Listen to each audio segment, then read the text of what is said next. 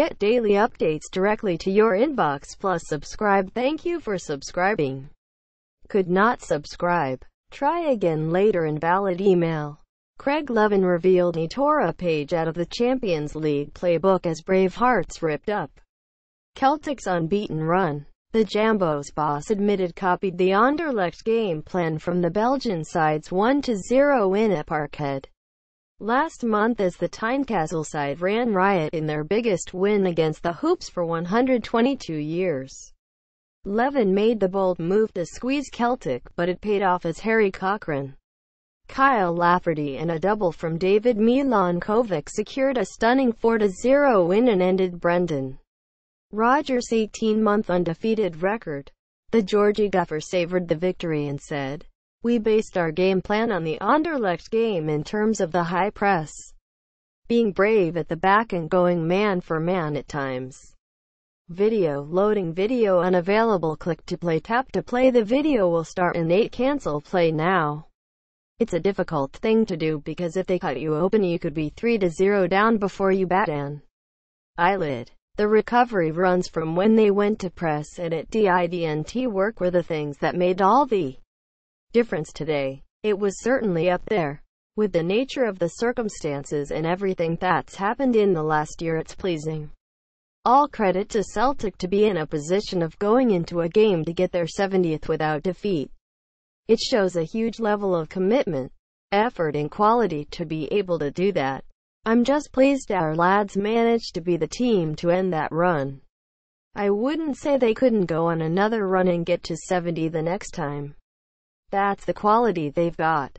From that point of view, it was pleasing for me that we could go toe-to-toe and take something from them. Image. SNS Group. Before the game that was thing. We couldn't have 10 out of 11 or 9 out of 11. When you press you just can't do it without everybody.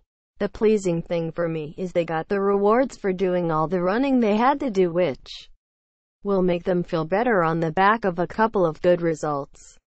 We've got St. Johnstone next week, so then it will be back to square one preparing for that match. Levin admitted he relished being in the dugout for such a huge win at a raucous Tynecastle. He said, "At 89 minutes I thought we might win this. It felt quite good." Image. SNS Group. Up to that point I was just ranting and raving and jumping about like a madman. But I'll enjoy it tonight. I'll take a deep breath and we won't think about St. Johnstone until tomorrow. I'd say this is a one-off at this minute in time. We want to get to that level every single week, if we can. The crazy thing was we had 5 or 6 of our better players unavailable today. It gives even more credibility to the performance and the result. Levin admitted he had several heroes, but Cochrane was left with a beaming smile after firing the Jambos on their way to the win.